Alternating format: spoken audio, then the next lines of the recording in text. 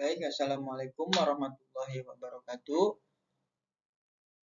Perkenalkan, nama saya Dika Satrio dari kelas TI 23H. Pada kesempatan kali ini saya akan mempresentasikan materi mengenai proses machining pembuatan gear atau roda gigi yang merupakan bagian dari mata kuliah proses manufaktur. Berikutnya adalah alur materi yang akan saya sampaikan, mulai dari pengenalan gear, bahan baku, proses pemotongan dan pembubutan, boring, flashing, pembuatan gear menggunakan gear hobbing maupun shaping, proses heat treatment, finishing, hingga pemeriksaan kualitas.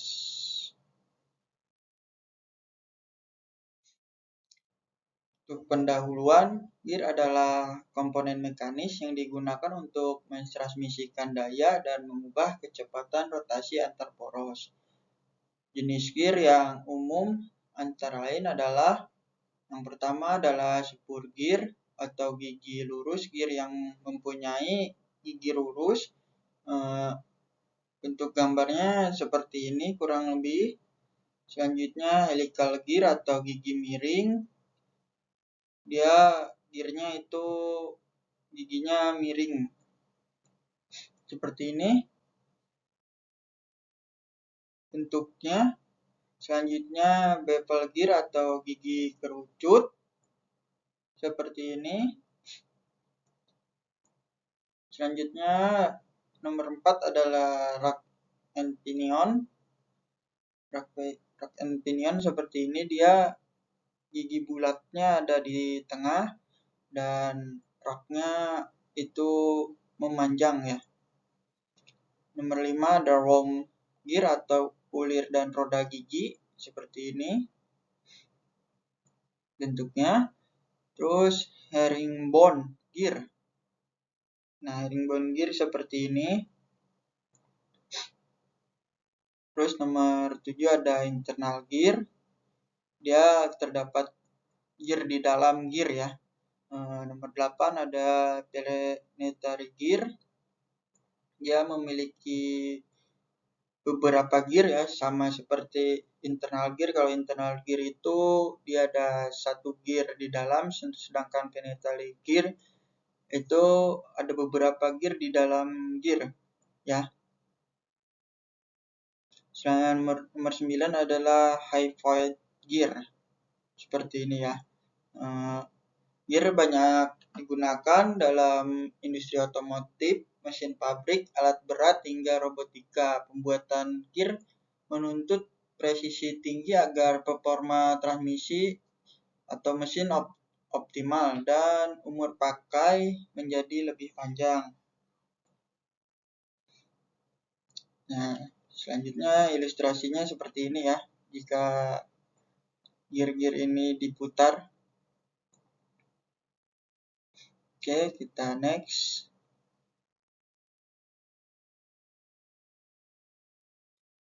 Oke, selanjutnya adalah bahan baku pembuatan gear ya. Material gear harus memenuhi kriteria. Yang pertama adalah tahan aus, yang kedua kuat terhadap beban torsi, yang ketiga adalah dapat dikeraskan atau heat treatable. Bahan yang umum digunakan pada pembuatan gear yang pertama adalah baja karbon atau S45C. Karakteristik dari baja karbon itu mudah dibentuk dan cukup kuat. Yang kedua adalah baja paduan SCM415 dan SCM420. Bahan ini baik untuk perlakuan panas, saya juga dipanaskan dia itu bagus. Yang terakhir adalah cast iron, digunakan untuk beban sedang, redam getar baik. Jadi kelebihan bahan cast iron ini, dia itu redam getarnya cukup baik. Nah, bentuk awal dari gear material biasanya dari bahan seperti ini ya. Selanjutnya dia akan dipotong-potong sesuai dengan ukuran gear. Namanya adalah gear blank ya. Ini gear blank belum terbentuk ulir. Next. Nah, selanjutnya alur proses pembuatan gear. Yang pertama adalah pemotongan bahan baku. Kedua adalah pembubutan gear blank. Seperti tadi gear blank ya. Kedua, pembuatan lubang tengah atau boring. Untuk biasanya lubang tengah itu untuk shaft ya. Keempat, pembuatan gigi menggunakan metode gear hobbing atau shaping. Kelima adalah heat treatment. Ini opsional ya, jika gear yang digunakan itu butuh kekerasan yang cukup keras, jadi dilakukan heat treatment ya, biar dia lebih kuat lah. Selanjutnya finishing gear ya, menggrinding gigi-gigi gear biar dia halus. Dan terakhir adalah pemeriksaan kualitas. Next. Nah, langkah awal untuk pembuatan gear yaitu pemotongan bahan baku dan bubut gear blank ya. Pemotongan bahan baku gear biasanya berupa batang silinder panjang dari baja karbon atau baja paduan ya. Tadi fotonya sudah ada. Proses pertama adalah memotong batang tersebut sesuai panjang yang dibutuhkan untuk setiap gear. Pemotongan biasanya dilakukan dengan mesin potong logam atau cutting saw, band saw atau mesin pemotong otomatis. Tujuannya adalah menghasilkan gear blank atau bahan mentah dengan panjang mendekati ukuran final. Terus selanjutnya adalah proses pembubutan gear blank. Gear blank hasil potongan tadi kemudian dibubut menggunakan mesin bubut manual ataupun CNC. Tujuan dari pembubutan adalah yang pertama meratakan permukaan kedua sisi gear blank atau facing. Kedua adalah membentuk diameter luar gear sesuai ukuran desain. Yang ketiga menjaga konsentrisitas antar sisi. Jadi konsentrisitas antar sisi, poros tengah dan diameter luar. Pada tahap ini gear belum memiliki gigi. Hasil bubutan harus simetris dan permukaannya harus halus untuk menjamin akurasi pada proses pemotongan gigi berikutnya. Oke, next. Nah, selanjutnya adalah proses boring dan pacing ya. Ini adalah proses boring. Boring merupakan pembubutan dengan gerakan memakan sejajar dengan sumbu benda kerja menurut arah pemakanannya. Boring mirip dengan pembubutan silindris, namun perbedaannya adalah boring dilakukan pada bagian dalam benda kerja. Boring bertujuan untuk memperbesar diameter lubang pada benda kerja. Jadi proses boring itu tadinya ini bagian dalamnya sudah dibor ya. Selanjutnya dia dimakan menggunakan alat pahat dan dibubut, diperbesar lubang si boringnya ini. Selanjutnya adalah proses pacing atau pembubutan muka. Pembubutan muka merupakan proses penyayatan di mana gerakan pahat bubut gerak lurus dengan sumbu putar benda kerja atau radial. Metode pembubutan muka digunakan untuk menyayat permukaan ujung benda kerja serta mengurangi panjang benda kerja ketika melakukan pembubutan kasar atau rohing, gerakan pahat di luar.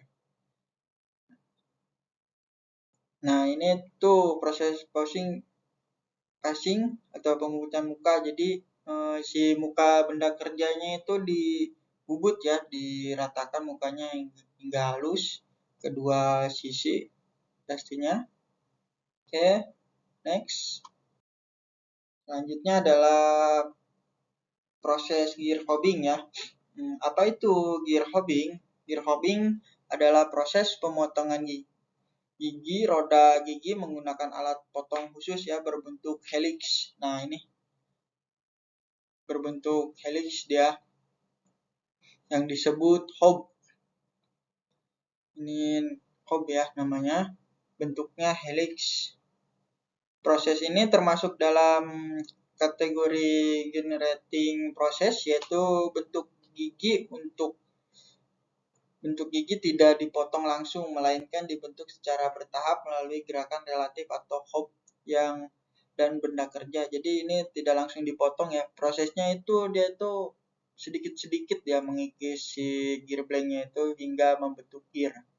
Prinsip kerja mesin hobbing atau hob: alat potong seperti ulir spiral ya dengan banyak mata potong di sepanjang permukaan. Benda kerja atau gear blank dipasang pada sumbu utama. Kedua komponen atau hub dan benda kerja berputar secara sinkron dengan rasio tertentu sesuai jumlah gigi yang akan dibentuk. Saat hub menyentuh permukaan gear blank yang berputar, gigi terbentuk sedikit demi sedikit. Tadi kan sudah, jadi si giginya itu terbentuk sedikit demi sedikit pada saat putaran. Posisi hub biasanya disesuaikan horizontal atau miring tergantung jenis gear, spur atau ricard. Jadi si posisi hubnya ini dia itu tergantung gear yang akan dibuat ya. Misalnya dia akan membuat gear lurus atau gearnya miring seperti yang tadi telah dijelaskan ya jenis-jenis gear. Oke, next. Nah, yang kedua adalah alternatif pembentukan gear ya, yaitu proses gear shaping. Nah, gear shaping adalah metode pemotongan gigi gear menggunakan cutter berbentuk gigi yang bergerak naik turun secara vertikal. Benda kerja atau cutter berputar sinkron sehingga membentuk gigi secara bertahap. Cocok digunakan untuk gear internal, gigi di sisi dalam lubang, bevel gear atau desain gear kompleks. Nah, kelebihannya itu fleksibel, dapat memproses bentuk gigi yang tidak bisa dilakukan dengan hobbing. Yang kedua adalah bisa digunakan untuk gear internal dan eksternal. Dan ada juga kekurangannya, yaitu proses lebih lambat dibandingkan hobbing, perlu setting dan peralatan sangat presisi. Umumnya digunakan dalam produksi volume kecil atau untuk komponen khusus dengan kebutuhan geometri yang rumit. Nah, jadi alternatif metode pembuatan gear menggunakan shaping ini dia itu mempunyai kekurangan dan kelebihan ya.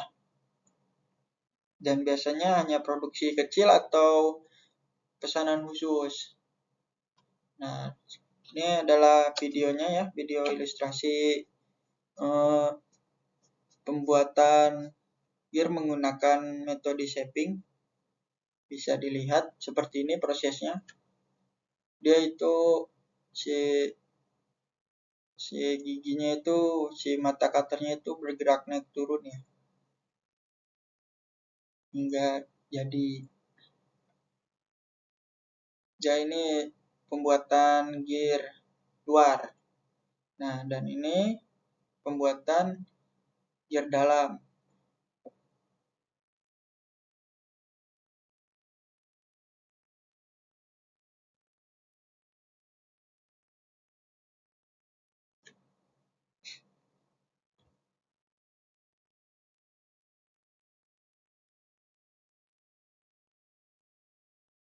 Oke, sudah. Kita next ke proses selanjutnya. Nah, ini proses selanjutnya adalah heat treatment ya. Heat treatment ini opsional. Kenapa opsional? Heat treatment ini fungsinya adalah untuk meningkatkan kekerasan dan ketahanan aus permukaan gear pada umumnya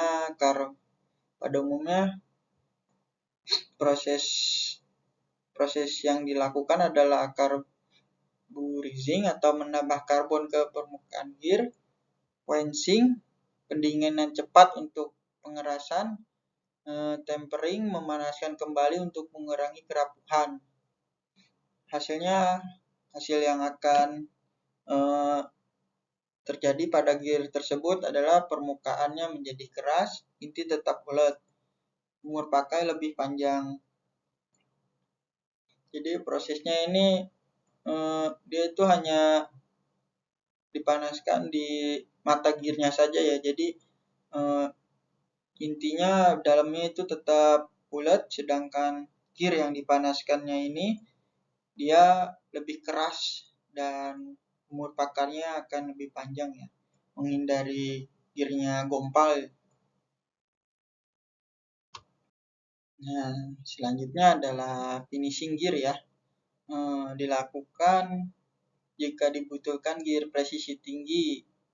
Mesin grinding merapihkan profil gear dan memperhalus permukaan. Hasil yang akan jadi adalah kekerasan permukaan rendah. Selanjutnya gigi berpresisi tinggi ya, jadi presisi giginya tinggi.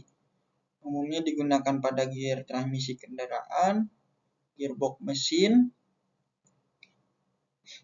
Proses ini lambat dan mahal, namun sangat penting untuk aplikasi teknis tinggi. Jadi gear ini akan dihaluskan kembali ya menggunakan batu grinding.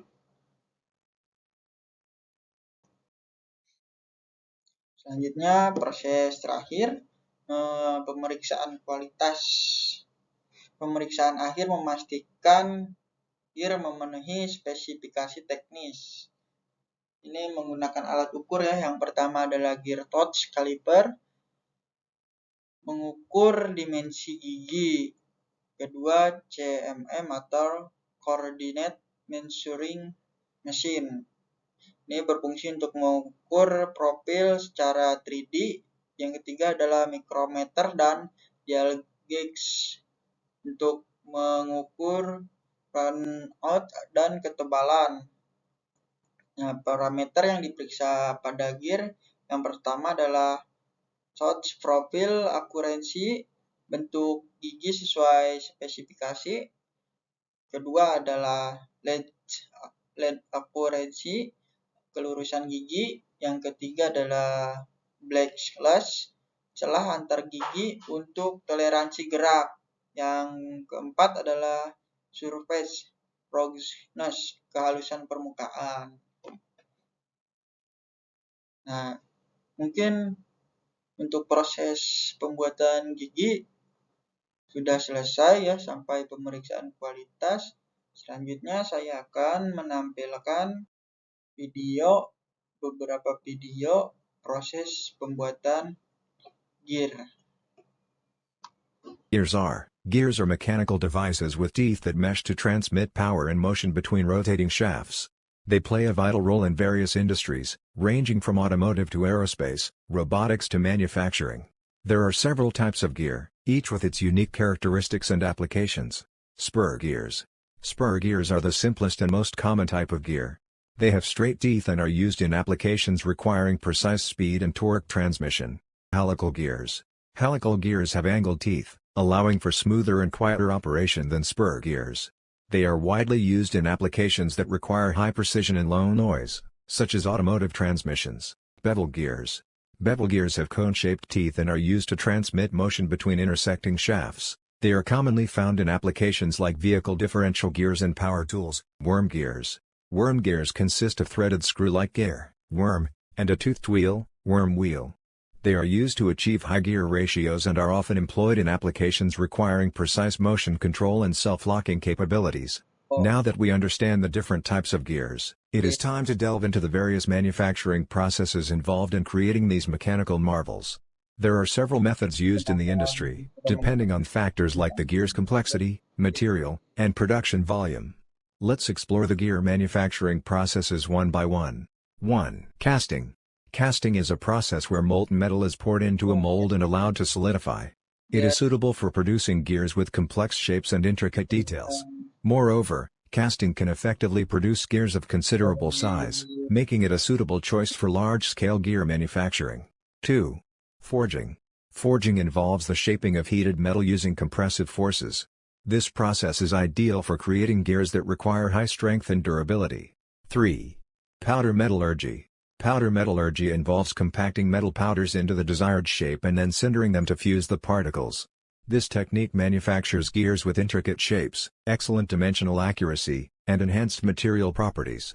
However, it is important to note that gears produced through powder metallurgy may have limitations in terms of load-bearing capacity and size constraints. Additionally, its setting up cost is relatively high and unsuitable for low-volume production. 4. Extrusion. Extrusion is a process where metal billet is forced through a die to obtain the desired shape. It is commonly used for producing gears with uniform cross-sections, such as gear racks. 5. Machining. Machining is a versatile process that involves removing material from a workpiece to create the desired shape. There are several machining techniques used in gear manufacturing, including hobbing, shaping, broaching, milling, wire EDM. Each machining method has its own advantages and is chosen based on factors like gear type, material, and required precision. After exploring the different manufacturing processes, let's explore the wide range of industrial and consumer applications in which gears are used. Gears are the backbone of many industries. Nah, sudah selesai videonya. Gears are mechanical.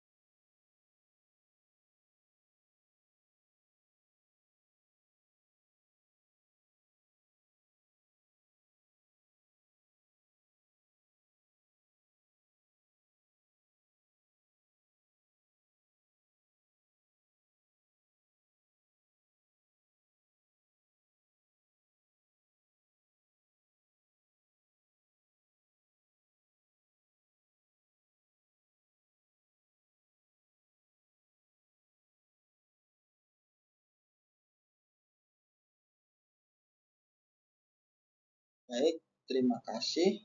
Sekian video pembuatan proses machining gear dari saya, Andika Satrio. Wassalamualaikum warahmatullahi wabarakatuh.